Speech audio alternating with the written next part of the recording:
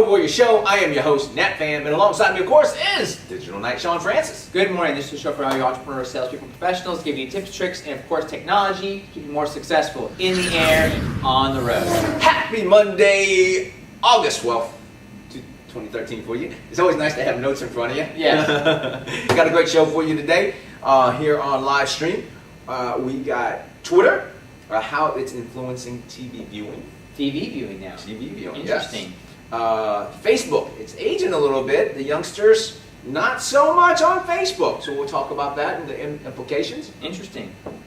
We're going to be talking about Google Maps and their ad strategy. Yes. That you're going to be talking about.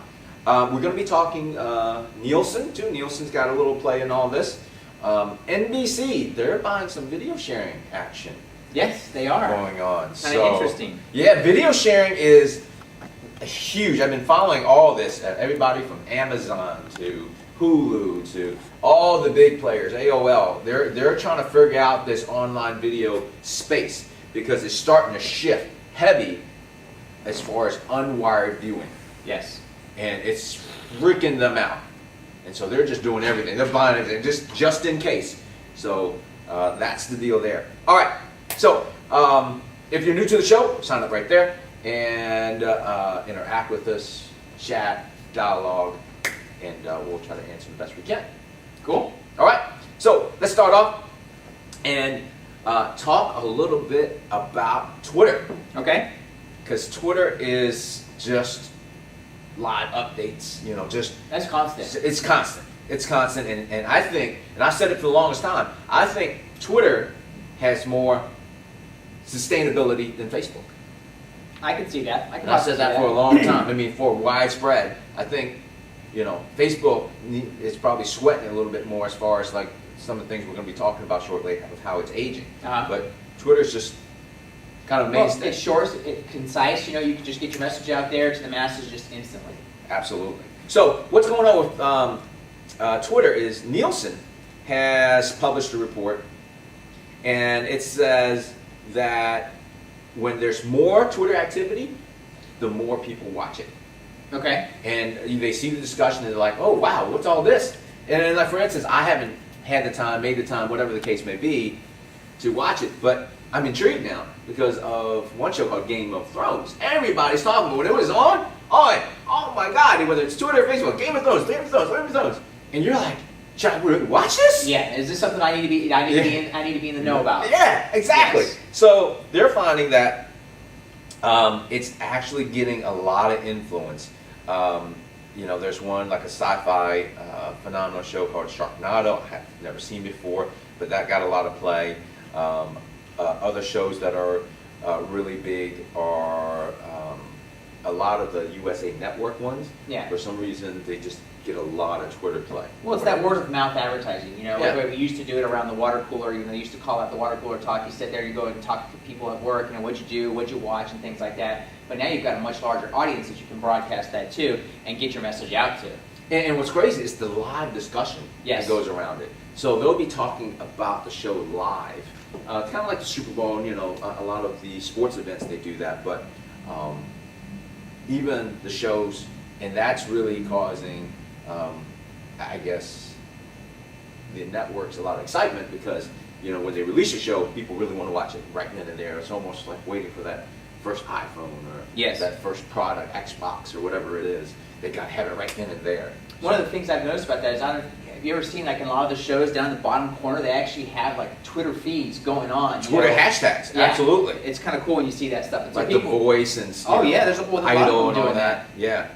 So that's kind of what they call second screen. Gotcha. What kind of second screen action is your entertainment or your show or even a conference getting? Yeah. So the more second screen action you're getting, the more involvement, more engagement, the more powerful that event or show or content becomes. Mm-hmm. Even a conference. So if you see a lot of action on Twitter and Facebook and everything like that, and Instagram now, we've been messing with at last week's trade show we had, adds a lot of power, it adds a lot of value. There's actually some of the conferences I've been to, I noticed they'll actually have a big screen up over on the side where it has, just all the hashtags for them. So that way if you post something, it immediately goes up there and kind of shows it starts scrolling down. I So, got to find the app for that. I had the app. I actually was the one to help coordinate the app for one of the trade shows that we did. And I can't think of it right now, but we'll have to do that. It's a free app too. I'll have to share that sometime. well, and it's kind of cool because people will post and tweet just because they want to see it kind of listed up there. Right. As well. Absolutely. It gives you more hits and stuff. Absolutely. Cool. So that's what's happening in there, and it's the reason why that's going to be so powerful. It drives ad revenue. Yep. Obviously, and there a lot of people are using social media analytics to justify their ad dollars or ad demand, if you will. Hey, this is worth the ad dollars for you because look at the engagement you're getting. Yeah. Not only traditionally, but online as well. So speaking of that, ad dollars, a lot of the folks that are looking to find those ad dollars are networks, and one of those networks is NBC. Talk about NBC and what they're doing in the video sharing space. Well, what they actually is, NBC apparently just purchased a new company called StreamWire. And it's basically some type of web service organization that allows viewers to stream live video from their phones. String wire? It's called StreamWire. Okay. StreamWire, like a string, on a wire. Yeah, that's what I said. So- Look it up for you. But basically what the concept is that what they're hoping to be able to do with this service is have the viewers who are, on set, on location, at certain events that are going on, then be able to stream live video from their phones to the station, which can then be broadcast live, to the, millions of viewers, worldwide. So let's say that there's an event like, the Boston, bombings and things like that, Right. and you're there and you say, well, you tweet something about it. The way that it would work is it's based off tweets. You tweet, at the Boston Marathon, there was an explosion or something going off. They'll reply back with a link and saying, hey, if you want to, do live video from this, click on this link and then just start shooting. Oh, and wow. so what you would do is then you click on that and then boom, you've got your camera, your phone, and you're out there and you start videoing what's going on, and it's streaming that directly back to the studios. At which point they can then decide what to put on and things like that. You know what's funny? Is that I thought about that years and years ago. Yep. You know when I thought about that was in a very unfortunate situation, like you were saying, was at the when they had the Virginia Tech massacre. Yeah. A few years back. Yeah. And the guy, shortly after it happened, the guy had some Nokia phone and he was recording it and he uploaded or sent it to them, and then a few hours later posted up. But you're talking about doing this live, and I thought about the same thing. Yeah, absolutely. During that time. This is what now the service can't do it just yet. They're actually hoping that this company can do it based upon the technology and stuff that they have, and that's why I think NBC snapped it up so quickly. So, but that's what their goal is that they can then you're out there, you're at an event, you tweet something, they see So something. you can just be like at a rally or something, just shooting it. Boom, and then they can actually just broadcast that live to everybody. It's not something that has to be uploaded and all that stuff. It's actually going to their studios and then being broadcast back out. I've been talking about citizen journalists Yes. for a long time, and this is starting to bring citizen journalism to the forefront. It absolutely is. I mean, So- this is, and people are out there. They're the ones. They're on the street. They're right there in front of it. And how long do you think it would take to get a crew out there, a camera crew, get set up and start getting the information? Whereas you got people out there who have all the equipment. Why not just start getting it out there to the masses? That's awesome. Again, video sharing content is huge. Everybody's buying it up. It'll be interesting if the other networks follow or try to build their own platform. Yeah. I think if you're a startup and you're thinking about doing something on the video side, this is a great space to be in. I've said it for the longest time on a local market. I've been wanting to do that, and maybe have college students or even high school students now. A lot of the games, maybe high school games, can be broadcast a lot easier, and, Absolutely. and be able to be pulled and have an interesting perspective. And I think, I've been pretty good. I've only been wrong, I think, once on any major thing about the future of where it's going. Remember, I was talking about the whole beam sync back in the day, and how all this information is going back and forth. I think kind of like the images right now, you can just wrap an image around.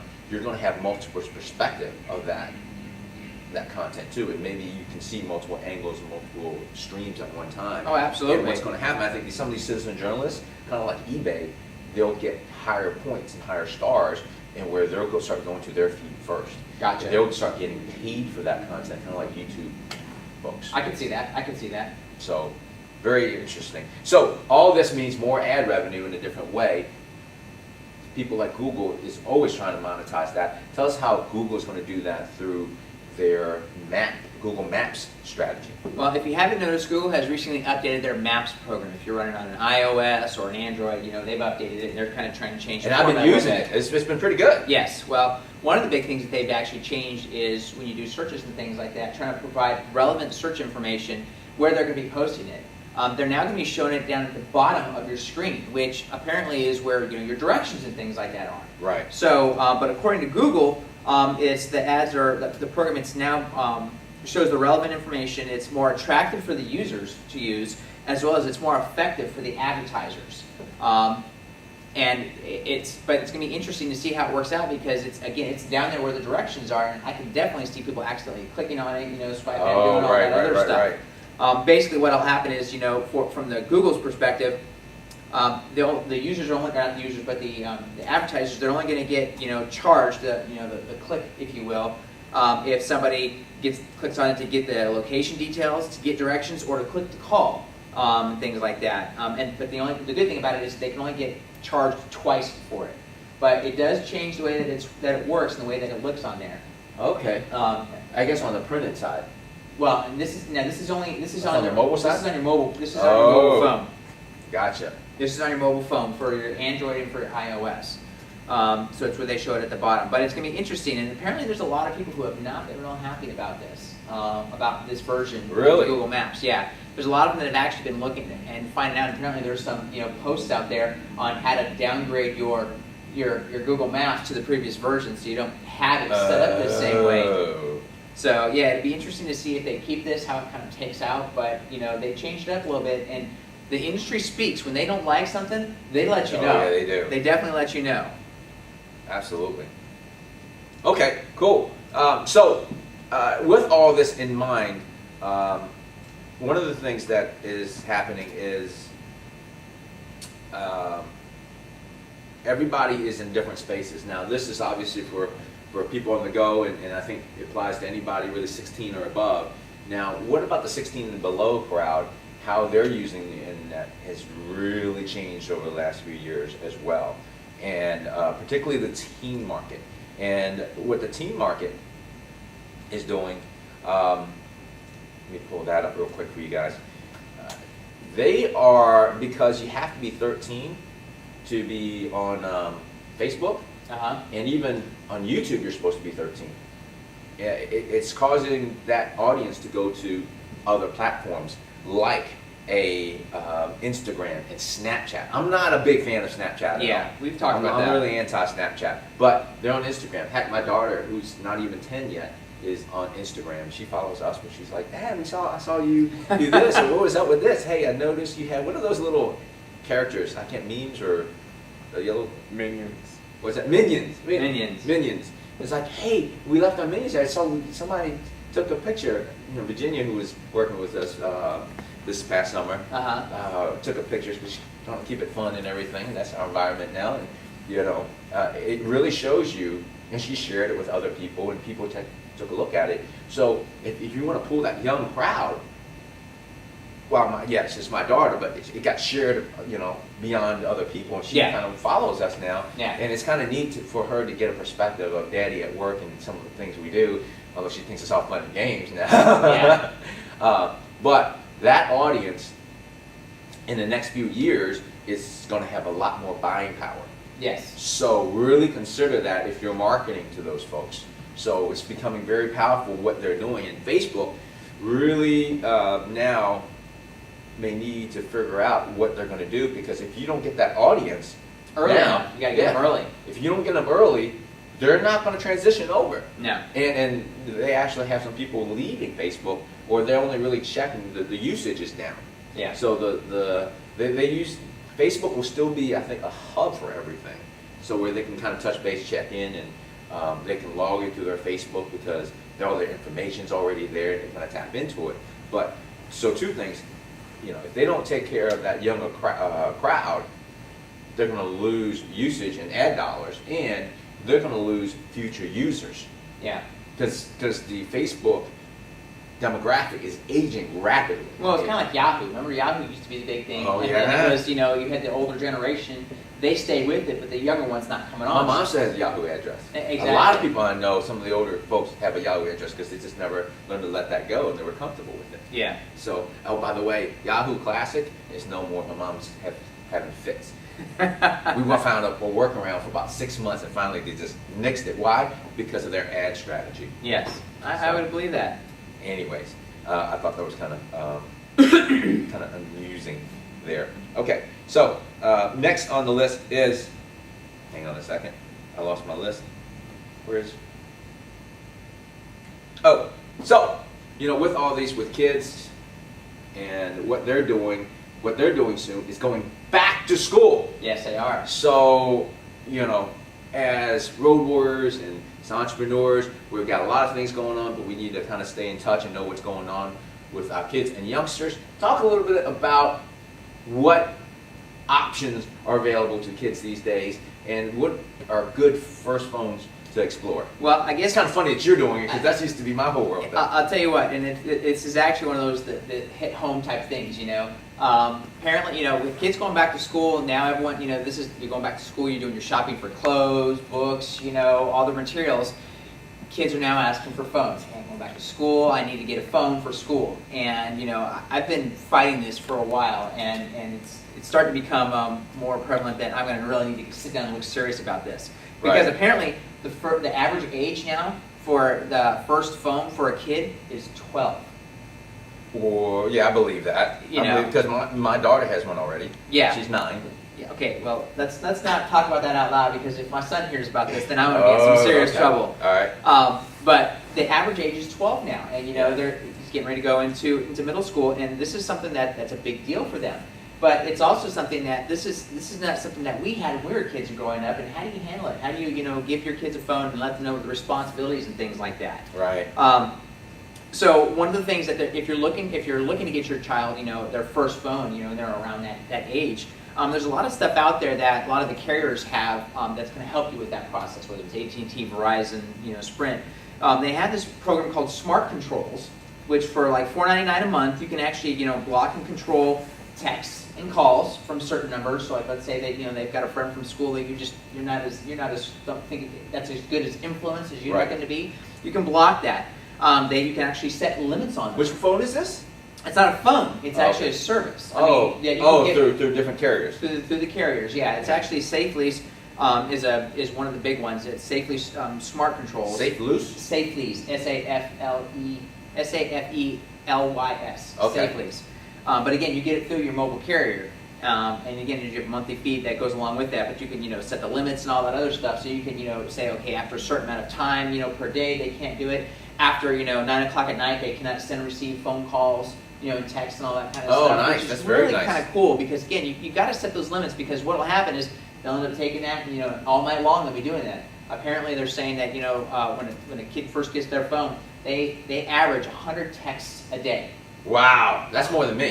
That's what they do. That's how they communicate nowadays. They also have another program that's out there that, this is something that does interest me, is they have a family locator that uses GPS, where it's at. Very nice. They charge you $10 a month for this service for GPS mapping. But the nice thing about this is there's a lot of people that think, well, I want to know where my kids are at all times. Well, here's something else that I thought about it after I was kind of reading about this is phones aren't cheap. No. They're not cheap, and you lose your phone, what's this going to cost you to replace this thing? Yeah. It's going to cost you, a few $100 at the low end. Right. At the low end. Well, kids don't tend to be the best at keeping track of things. No, they don't. And if you have, there's actually a lot of studies where if you've got that GPS locator on there, kid loses their phone, you can actually pull it up on a map and see where it is, and then go out there and go get their phone and things like that, whether it's at the house, whether it was left at a friend's house, left on, falls under, fell out of your pocket underneath a park bench or whatever it may be, there's a better chance you'd be able to find it if you get that GPS locator on there. It's not just to track and see where your kids are, but it's also kind of try and, keep a little bit of your investment accessible. Absolutely. I like that. So there's a lot of different things out there, and there's also one of the things that I thought was really neat is there's a child-parent mobile phone contracts that you can, sit down with your kids and go over. Basically, say, hey, I'm going to give you this phone, but here's the kind of the rules and regulations that we're going to live by. In order for you to be able to use this phone, simple things like, a phone's never more important than people. You want Right. to make sure to set those expectations. Absolutely. A phone is a privilege. This is not something that you get just because you get it. And then, something even, letting them know that if you're incapable of making good decisions with your phone, this can be taken away. You can go back to the tin cans and string if you need to communicate with your friends. I like that. I remember that. But setting those expectations with your kids is really important, and sitting down and going over to them what you expect, and things to be aware of. Because just like anything, you tell kids don't talk to strangers, don't go get in a car with anybody you don't know. You got to do the same thing with your phones. Don't say things you wouldn't want to say, don't take pictures and all that other kind of stuff. So it's really important if you're looking at this to figure out what you want to do. There's a lot of resources online that you can go out there and find what you want to do as a parent to kind of help educate your kids to bring them into that, that whole digital world before you start turning them loose out there. Very nice, very good, very thorough. I'm impressed. It's going to be bigger and bigger, and I think the phone industry has really nowhere else to go because everybody else has phones, so they're trying to get them earlier and earlier to get those revenues. One of the things that that I did now that's different than a lot of families, they like to add it to their family plan. Now I haven't done all the cool features, UPS and everything like that. I just bought a prepaid phone. That's actually, apparently that's actually the biggest, what most companies actually like to do is they buy the prepaid phone because once you get to that limit, it just turns off. Right. Unless you get the unlimited. But either way, you've got that set limit, it's very easy. Straight Talk that they actually have at Walmart is apparently a very, very popular one. Right. And it's a great service, you can even do some web things with all that. But those prepaid plans, that's actually what's the most popular right now. What's interesting though, my kid basically has kind of two phones. One, I gave her my old iPhone 4, and she's used that for the Instagram and all those things. And she guards that with her life, and then she has the other phone for emergencies that she just keeps around, and we add minutes every several months to make sure it still lasts and everything like that for emergency, just to call and everything like that. Gotcha. But most of the time, if she's doing something, she has Wi-Fi access, so she's good, and she can still take pictures. And then she's gotten to the point where even the restaurants now, she'll be able to interact at the restaurant. Unfortunately, I guess. Unfortunately, depending on how you look at it. So she's able to use that anytime. So it kind of, I don't have to worry about the expensive part, and she basically helped pay for that because she wanted that. So those are some options there for you. But the only thing that I'm a little worried about is that whole GPS factor. Yeah. I would like the GPS factor, so something to consider. Very good segment, Sean. All right. Moving on. We are quickly approaching our free segment today. Not quickly approaching, we have approached our free segment of the day.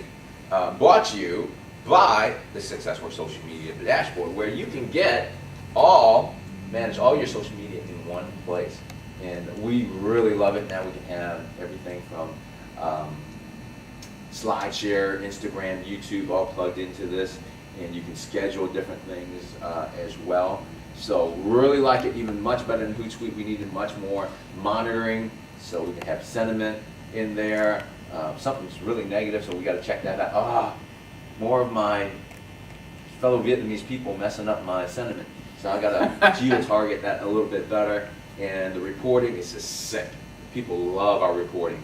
I have to tailor back the reporting a little bit and just get the major nuggets, or they just get drowned in what's going on.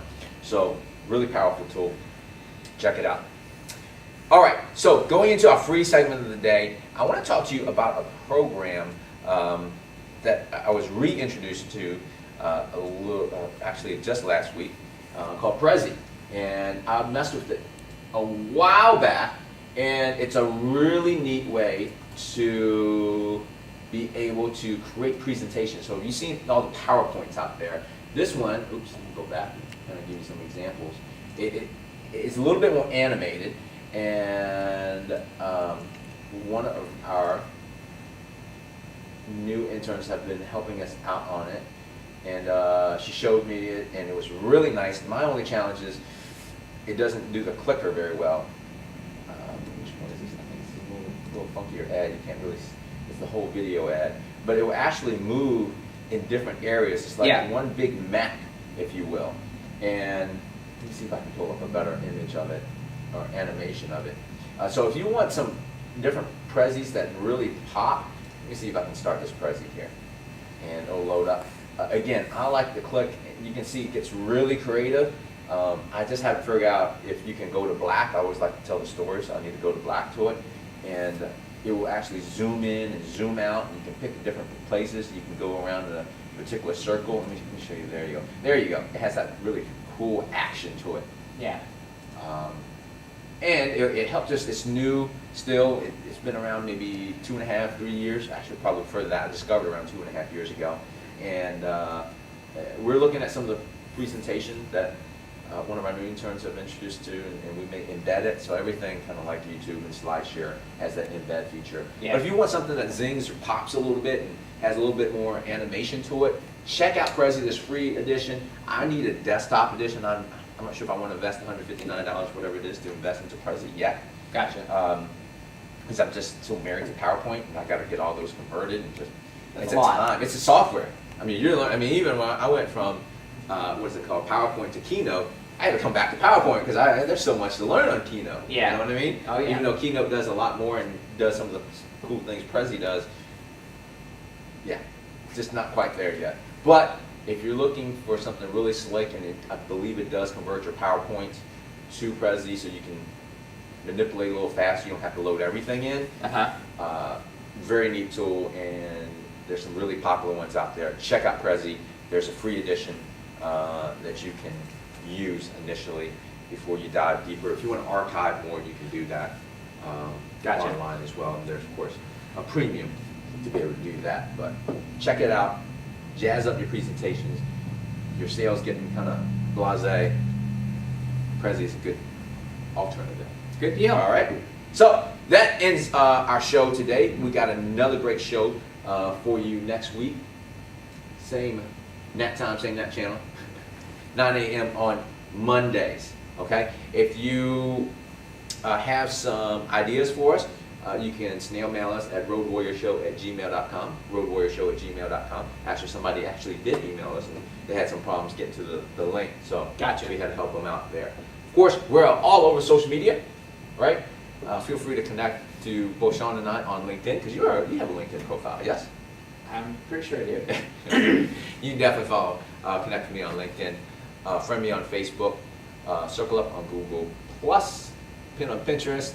We on Instagram now. Follow me actually on Instagram at SuccessWorks, because my personal Instagram isn't really prolific there. On Twitter, Sean's at TagBA. Me, I'm at Nhat Pham. Until we see you next week, be successful, be mobile, stay social. See ya.